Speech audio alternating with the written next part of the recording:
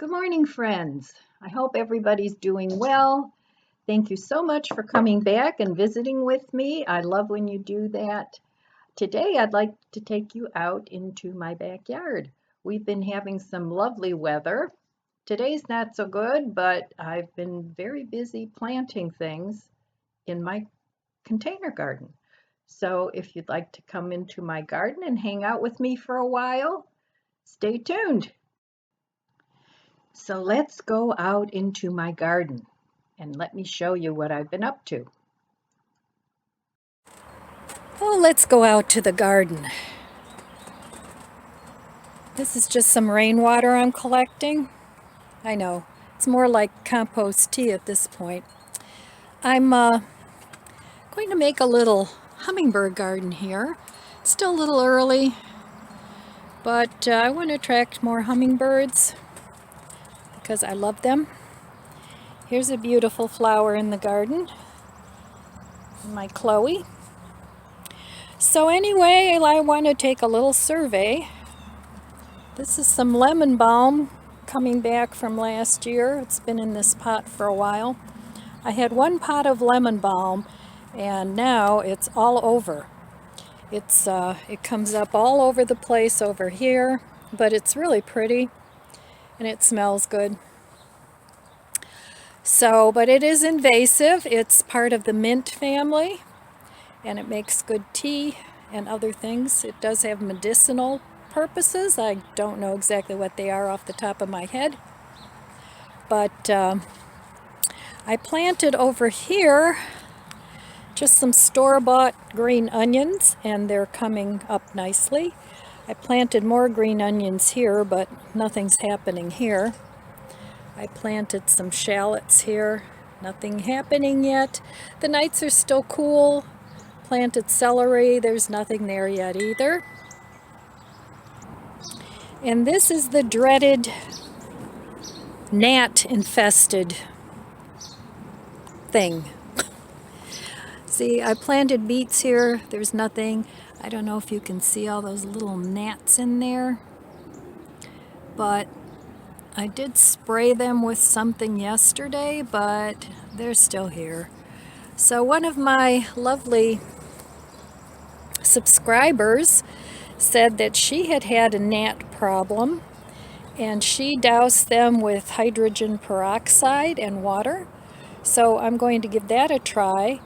But I also have some diatomaceous earth coming that supposedly helps with that, and also mosquito dunks. So I'm making war here with these little buggers. They can go out, and I have a woods back there. They can go back there and live happily, but not in my garden. But I don't want to use anything that's going to hurt the pollinators. So in this one, I do have some beets, radishes coming up. Not too many. I planted way more, but again, there's all the little buggers. So we'll see how that comes up, but I want to plant my tomato. Maybe you can see them over here. They're too hard to see. There's a few. But I want to get this taken care of before I invite my tomatoes to live here. Over here, I have a German butterball potato. Now, this is an indeterminate tomato. I did not know until I watched a YouTube channel. The fella's name is Randy, and I'll link his channel below because he's really funny. He's a lot of fun, and he also has a Facebook group. And they're really nice people, and they come up with some really nice ideas. So I'll link that below. But the determinate tomatoes, those are the ones that they will produce potatoes as you layer up. So this one doesn't have a whole lot of dirt in it yet. So as these grow up, I will add more dirt. Now over here I planted some peas and carrots. Now my little carrots are coming up. I hope the little gnats don't eat them. And I have one little pea. I don't know what the rest are up to, but they're not up yet. So we'll see how that goes, but eventually I think I may plant a tomato in here somewhere too, but we'll see. Now over here is a red Norland. This is a determinate potato, and it's just starting to come up. And these, with the determinate potatoes, all their potatoes grow under the roots, so they don't develop potatoes as you grow up. So these I actually had to pull out when I learned about the determinate and indeterminate potatoes. I pulled them out and added more dirt so they'd have more underneath to grow. And these are grow bags that I got off Amazon with the flaps. And over here, this is a Purple Majesty. It's also a determinate potato, and this guy is doing very well. Now over here, I bought this, it's from Mr. Stacky. I bought this strawberry tower, and I've been digging up my strawberries from my garden where they aren't supposed to be, and I'm going to make this for strawberries. So, and then I'll take you to another part of my garden. So this is the future home of my peppers that I saved from last year. I did not know that they were perennial until last fall. So I dug some up from my garden, and they will be going in here, but it's still too cold. And I did plant some onions around here. They haven't come up yet. It's only been a few days, but that will help keep the bugs away from the peppers. So, and over here is where I put my lovely new little plant stand. It fits perfectly in there. So I'm not sure what I'm going to plant in there yet. Now in here I planted chamomile and lavender together, and in the front here some marigolds, but not a whole lot coming up. I see a few little tiny things, but I don't know if that's what I planted or just weeds. In here I have 3 ferns that I've had for a couple years, and they're starting to come up. And over here I planted morning glories because I want them to grow along this fence. So they're starting to come up, and I planted marigolds all around the front. I've had these marigold seeds. They were from French marigolds that I don't know if they're going to do anything, but we'll see. I'm trying to use up all my seeds. So let me take you to another part of my garden. So if you've been with me for a while, you've seen these garden beds before. I love, love, love these garden beds. You can still get them on Amazon. These are the ones I paid $19.99 for at my local Marks. I wish I would have bought them all, but I didn't. And when I went back, they were gone. But this is the second year now that I've had these. And on Amazon, they're over $100. But I plan on buying some more of these and eventually getting rid of the grow bags. So, but I just love these, and I got these little greenhouse tents at Marks too years and years ago, and I never used them. I had them stored in my garage, and they fit perfectly on these beds. So this is the setup that I plan on using in the future, but not yet. Every year I would like to buy another one of these, so the cost isn't so prohibitive. But this is exciting, and this is why I want more of these. In here I have, this is arugula, and I planted that a couple weeks ago. Spinach, it's starting to come up nicely with its true leaves. And a couple different kinds of spinach. One's American, and this one's long-standing. And over here I have Great Lakes lettuce that's coming along. And over here is kale, actually from last year, that I just cut off and stuck in the ground. and it's starting to, this is blue dwarf, I believe. It's starting to come up too. Now over here in this bed, I have my oregano that overwinters, and this thing gets huge. And my pak choi, it's coming along beautifully. And then my chives are just kind of going crazy. I need to cut these back and dry some.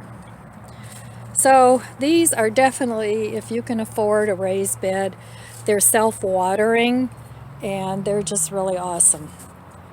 So let me take you to another part of my garden.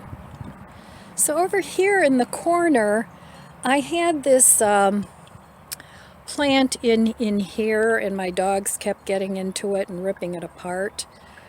So this is a clematis. It gets little purple flowers, and I just transplanted that the other day, and it's doing beautifully. So I got that planted over there. And then I want to show you, this was my Christmas gift, one of them from Tom last year. And it's a garden ornament, and I really like it. So, and it lights up at night. So I have that. And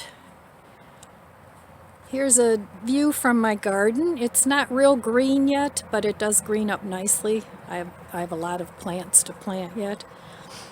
And this is a bed I put in a few years ago. And this creeping Jenny overwintered. It's coming back. I did have a peach tree here, but it didn't make it. It died the year I had it. It got a scale or something. But my plants are coming back from last year. So I can't remember. This is an iris, I believe. And this is where I want to dig up the strawberry plants, because originally I did not want them there. These are all volunteers, and they came from over here. So, and this will be my herb garden. Right now it's a weed garden, and I will plant tomatoes here, but I have to prepare these yet. And over here, this is my little other raised bed, and I have kale from last year again coming back. It's doing nicely. And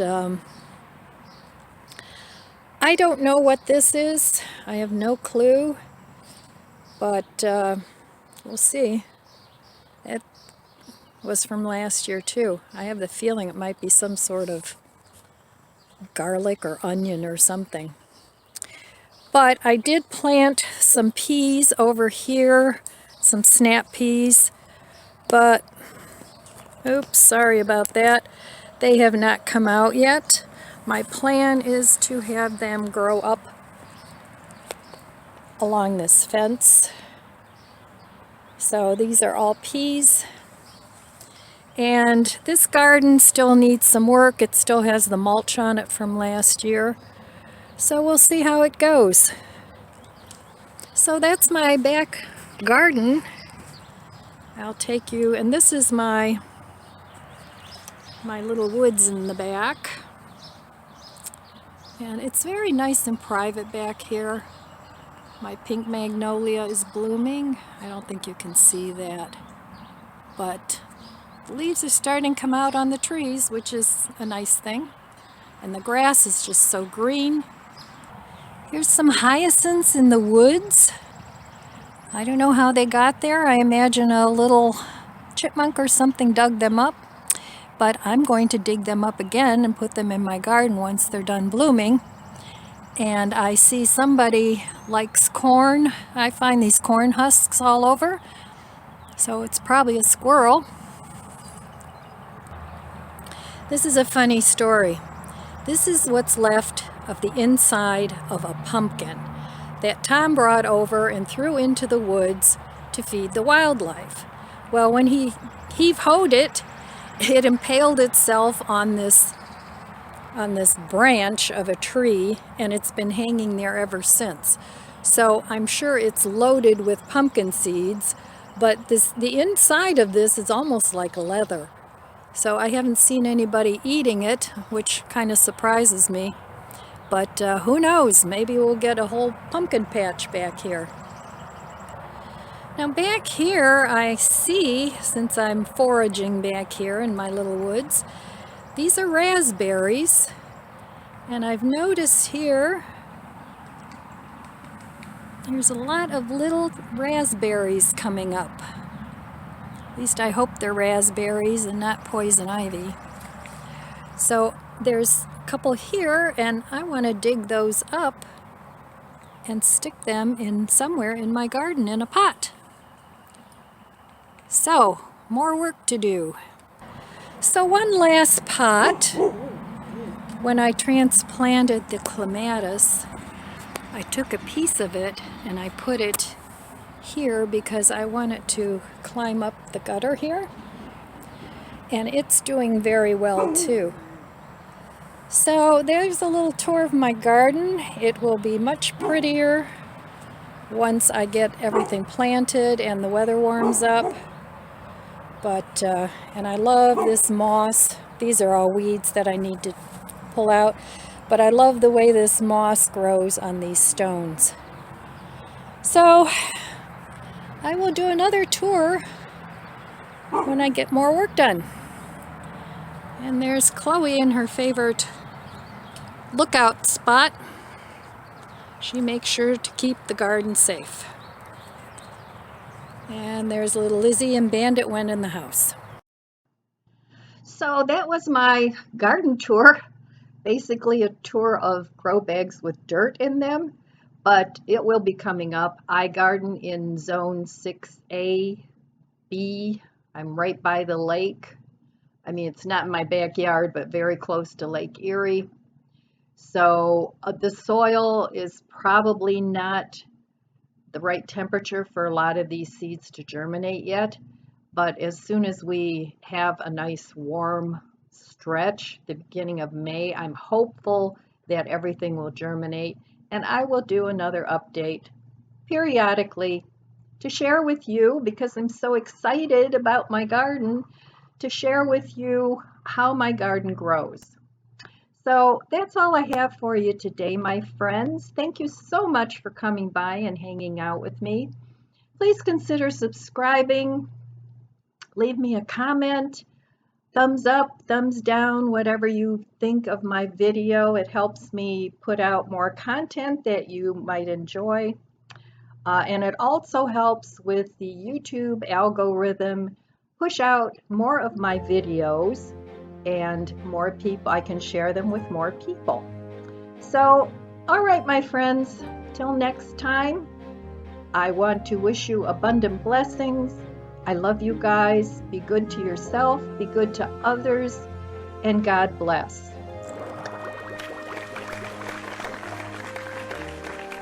If you enjoyed this video, please subscribe, comment, and like. Thanks for watching.